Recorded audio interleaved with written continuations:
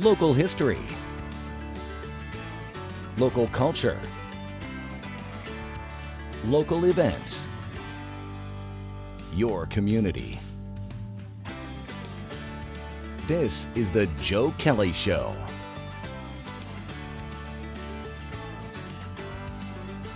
Hi there, everybody. Welcome to the show. Thanks for joining us. Chris Sagaas is our guest. Chris is the director of the Utica Public Library, and we're going to talk to him about a variety of things, including a movie, including a new piece of equipment, an important piece of equipment they have at the Utica Public Library. But before we do any of that, we're going to say, Chris, welcome. Good to see you again. Great to see you. Thanks for having me. Before we get to that piece of equipment, I had Mike Bozak on the show last week, Landmark Society of Greater Utica. Sure. And we got talking about landmarks. Really, one of the landmarks of Utica is the Utica Public Library. Absolutely. Yeah, I mean, we're just, the cornerstone for our building was laid in 1903, and we're still going strong all these years later. The thing that's becoming more of an issue for us is, and anybody who's involved with Landmark Society knows how important it is, maintaining the infrastructure, continuing to improve upon it, making sure that it's got a strong footing, literally and figuratively, going forward is really important to us. When the landmark building, the Utica Public Library, when the cornerstone was laid, do you know who laid that cornerstone, Chris?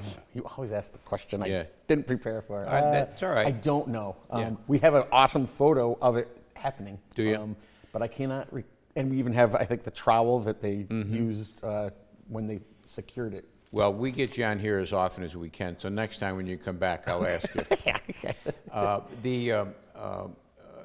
Before the show, you were telling me that, speaking of archives, you're doing a lot of work now with the archives at the library. Yeah, we have, it's something that my assistant director and I have spoke about for a few years, and now we have some staff involved.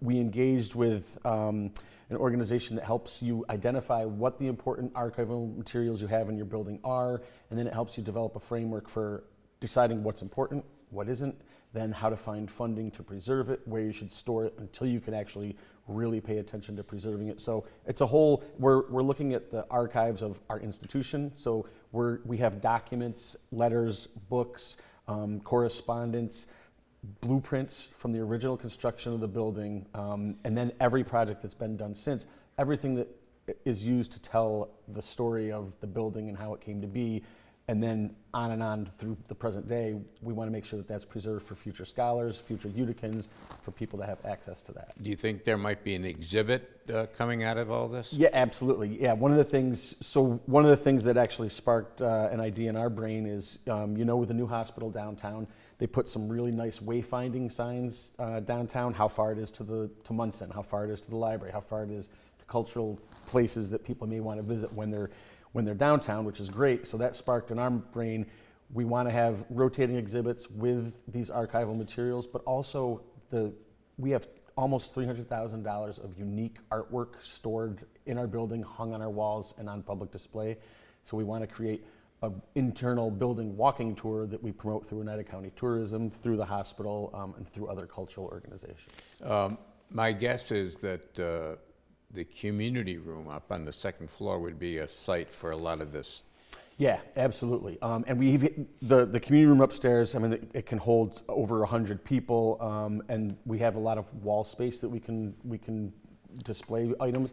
We also have those really cool museum boxes, Bible cases that you can lock, so they're covering up and storing the material so that it's not being touched and disintegrating. But we have a bunch of different places we can display stuff in our building. You know, one of the things that I found so interesting, and I know Monk Row had a concert, was it last fall, down at the library in the community room. 160 some people. Yeah. My goodness, they couldn't even fit everybody in that room. He packs them in, and the cool thing about Monk is that he always kind of creates a unique event for the library. Several years ago, we did a Beatles thing. He did Beatles music, and I think that was over 200, but it was great. When I started at the library almost 7 years ago, he actually asked me to get up and sing during one of the songs. It like totally put me on the spot. Did you? I did sing. It was a 50s rock and roll tune, the name of which escapes me. But because my parents listened to so much music growing up, I knew it. It didn't surprise me, but I'm not the best singer. Yeah. How did it come off? You know, All I mean, he probably would have let me stay for more, but I said, I'm out of here. I'm not a professional. And I guess that's the thing with libraries today, is it not, Chris? I mean, libraries have redefined themselves, evolved. Yeah, and a lot of it is we've redefined ourselves based on what we see in the community and what the community comes in telling us they need.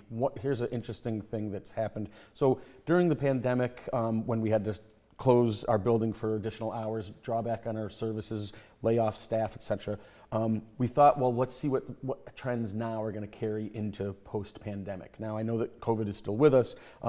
We thought that people would stop coming in because during the pandemic there were fewer people doing it to use desktop computers. We thought everybody's going to have their own device. They're going to want to sit apart from other people. They're not going to want to congregate. The library has Wi-Fi everywhere. You can find a space to sit. You can get on our Wi-Fi. What we have found in the last 6 to 12 months is that more and more people are coming back for desktop computer use, which has been surprising to us. So we've added additional computers. We now have a wait list sometimes. It's not too long, but people are coming back to do things that we weren't sure they were going to come back for. That's good news for us. It means people still see us as a valuable community resource. I remember, showing my age now, but I remember when the library had no computers, and then I remember when they got their first computer. How many do you have now? We have, I believe, 20. I want to say we have 26 computers available for public use, both in our children's room, our adult use room. We actually have laptops. If people need to set up, for example, a telehealth appointment, or sometimes people need to do an online exam that we also offer proctoring services for, we can set that up. I actually just saw an email this morning from my IT guy about some computers we need to replace. So that's the other thing we try to stay ahead of, is we don't want the public to come in and use aging, old equipment. So we continually reinvest in state-of-the-art, cutting-edge technology for the public to use. Is there some kind of limits or guidelines, or however you want to call it, on what people can get online to? You mean as far as legal? Yeah, I mean, for us, because we have filtering software that doesn't really create any problems for information seekers, because we take advantage of E-rate funding, which is government funding to give us reduced cost internet service. That's the trade-off.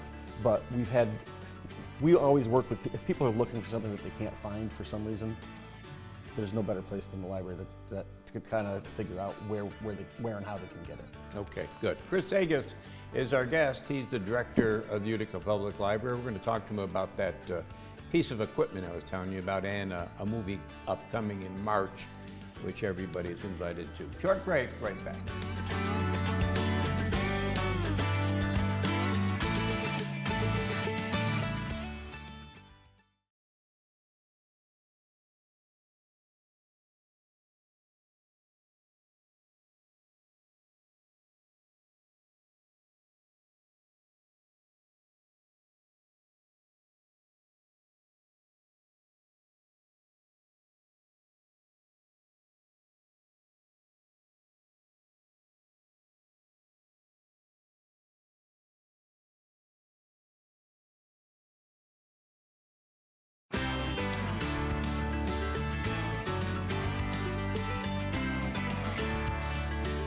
And welcome back, everybody. Thanks for sticking with us. Chris Sagaas is our guest, director, Utica Public Library since 2017. We're talking about some new equipment that has come into the, boy, it must be hard to keep up to date on all this stuff. I mean, technology is changing so quickly, and to stay abreast of this got to be a job in itself. You know?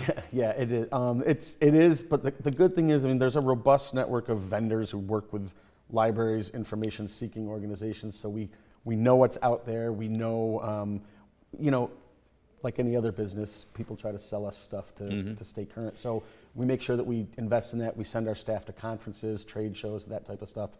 One of the things that we recently put out for the public, for the most simple way to describe it, is a magnifier. People may know that it's referred to as a CCTV. It essentially allows you to adjust the magnification on any printed item you're looking at based on your own individual visual acuity. So we have a separate workstation for it. We want to make sure that that we meet people with all different types of abilities. We're certainly cognizant of the fact that there are visual acuity issues and vision issues in every community, but this is something we can help out with. So if you had a book you were struggling with because of your eyesight, what would you do? Put the book under this? Yeah, it's kind of like there's a lens that looks down on it. You open it up as you would read any printed item, and then it magnifies it on a screen that you look up at. But go ahead. I'm sorry. No, go ahead. What if I had a letter that somebody sent me? Yeah, absolutely. Anything that's printed, it can read it. I mean, if it's not legible, it won't.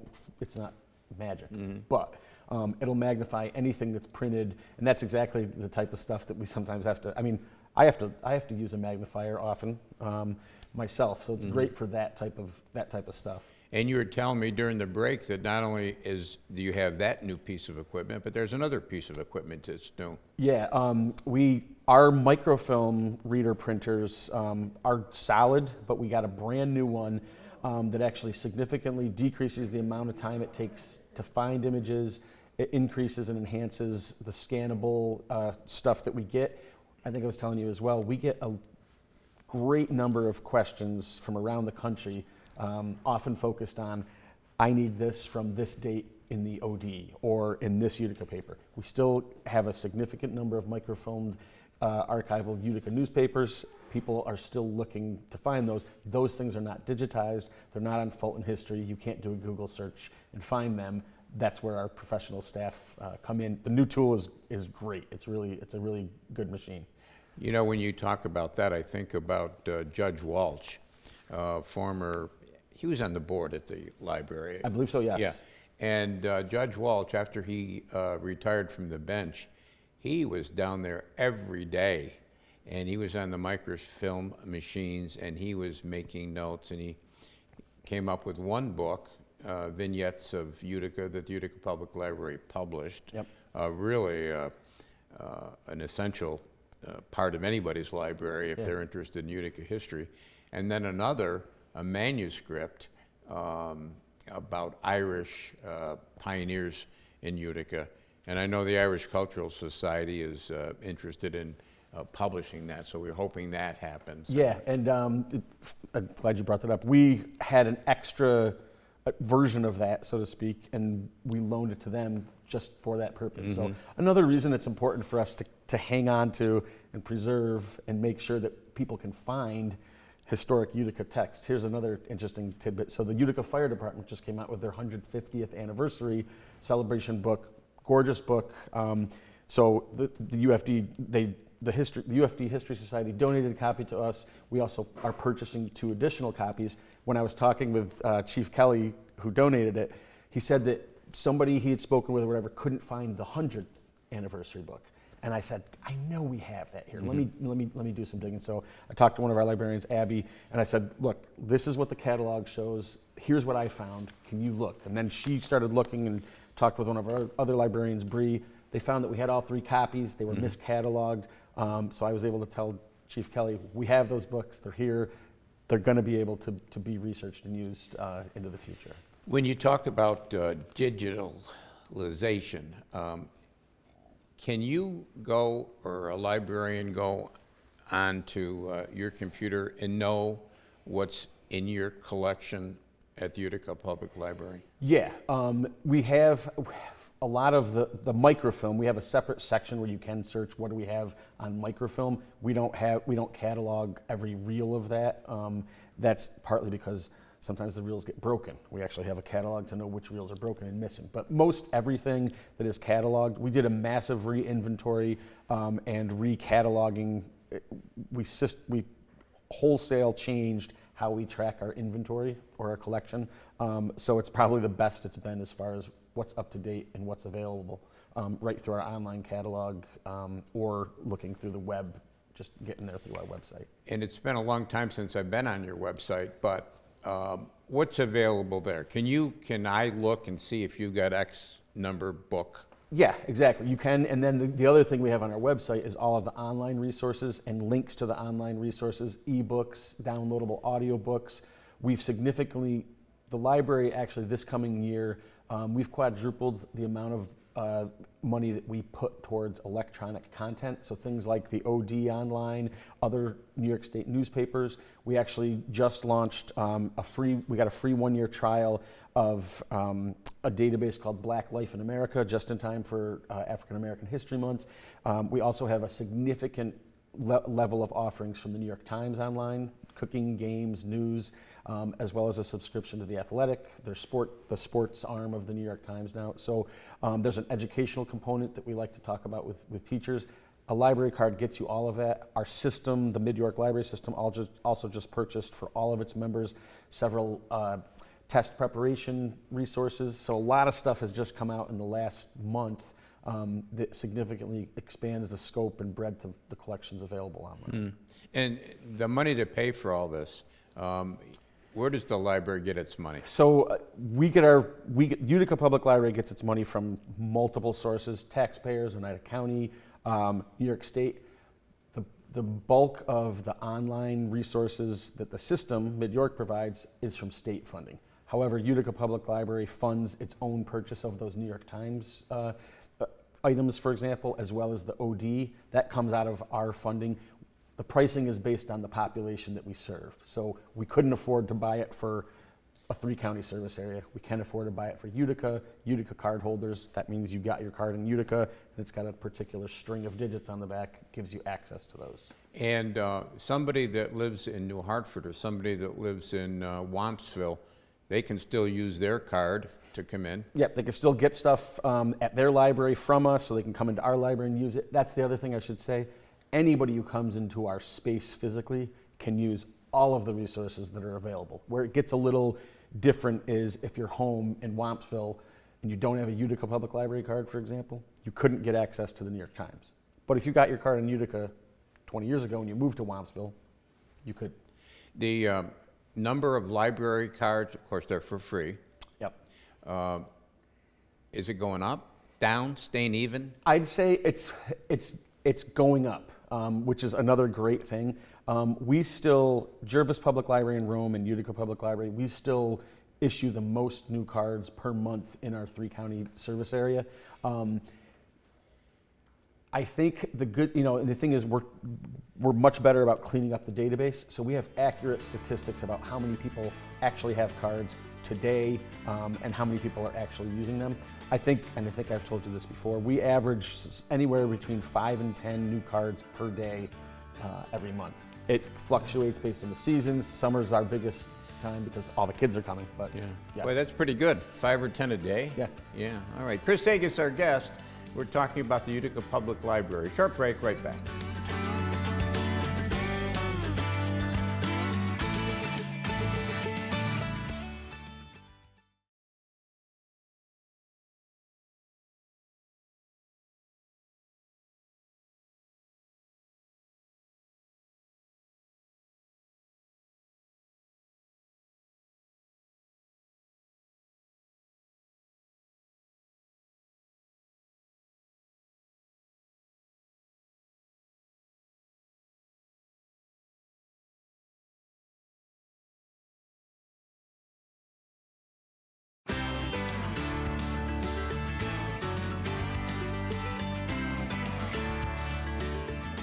And welcome back, everybody. Thanks for sticking with us. Chris Sagaas is our guest, the Utica Public Library Director since 2017. And the building, I should have mentioned this when we were talking about it being a landmark in Utica.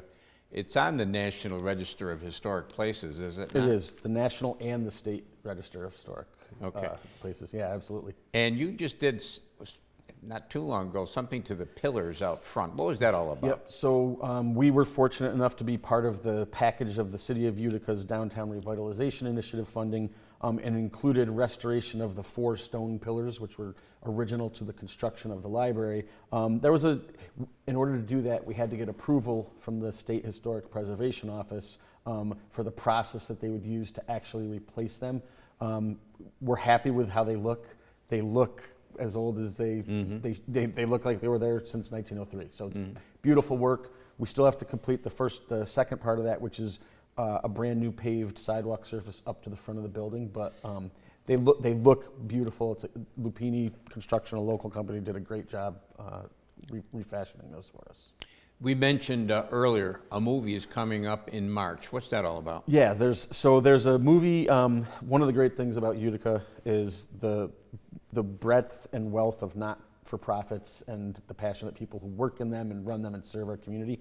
So there's a local group of not-for-profit executive directors who have kind of gotten behind this movie called Uncharitable. And the best way to describe it is something Gina Chacha from Abraham House said, which is, this movie should be seen by anybody who writes a check to any organization. So there are 4 local sponsors, United Way, ICANN, House of the Good Shepherd, and Ark Herkimer, who are basically sponsoring 4 screenings at Munson. Munson is giving the space for the purposes of this.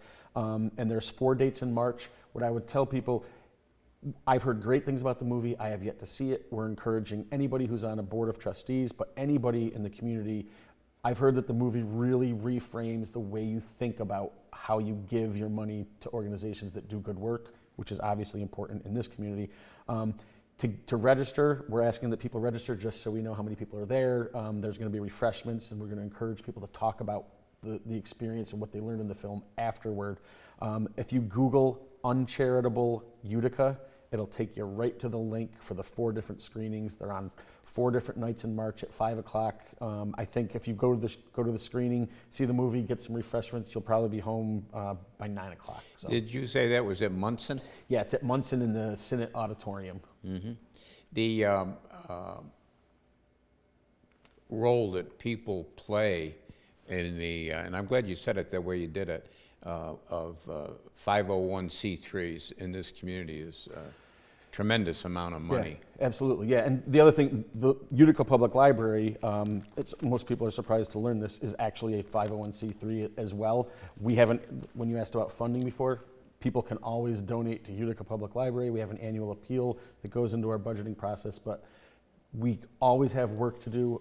We could always use more to improve the space, improve the services, and make sure that they're continuing to meet the community's needs. Is it possible for somebody to give to the Utica Public Library, but not in a general sense, but to earmark it for something like to the children's room, for example? We have a lot of people who say, I want to give this to you for this express purpose.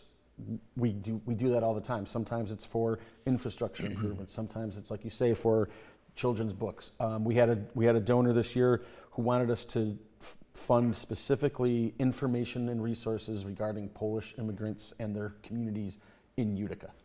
So we can do that. We have stuff in our archival collections we've talked about, but also we can do unique programming and get people in. We've done some work with the Copernic Society before. They used to do their Shopka Festival, which is a Christmas festival. We'd love it if they come back to do that.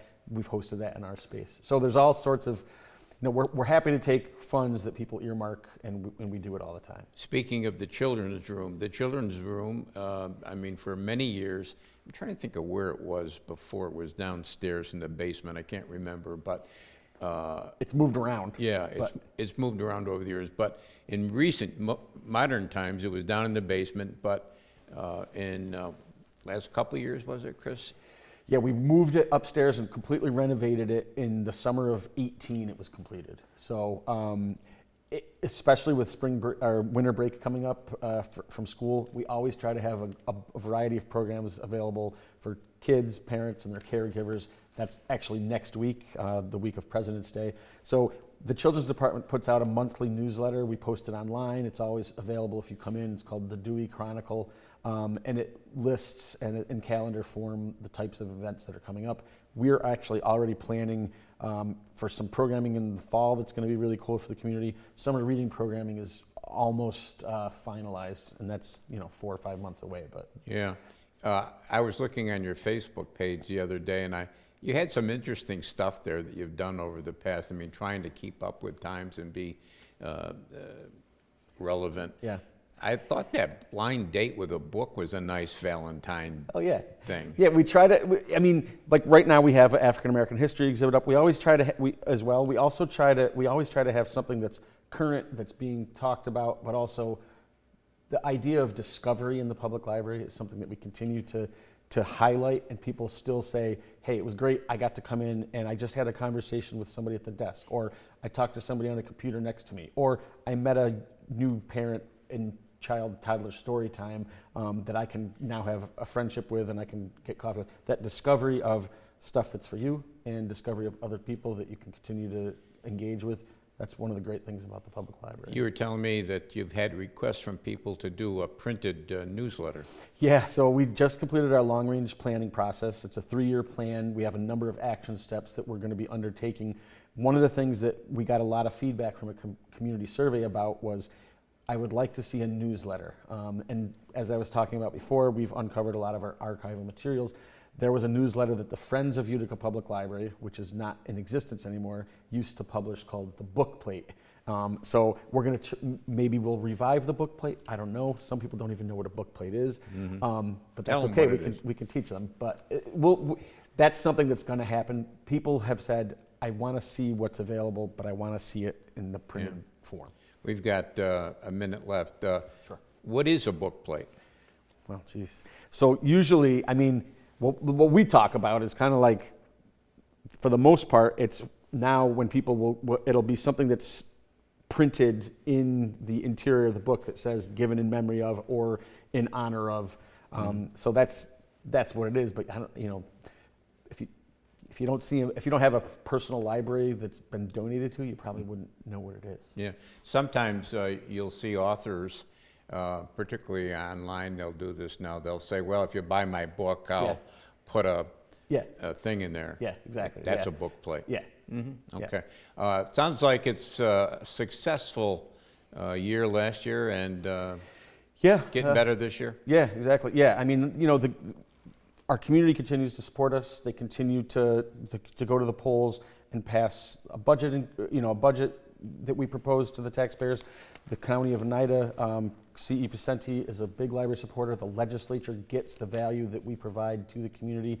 There's so much that happens that isn't necessarily quantifiable, but we know what we're doing is good work. We can't do it without great people serving the public and a community that continues to invest in us. Thanks for coming in. Appreciate it. Happy to be here. Better the library, the better the community, I found in my travels around the country. That's it for this week. We'll be back next week. Don't forget to look at cnyhomepage.com. There's lots of good stuff there. Until next time, take care of yourself, everybody.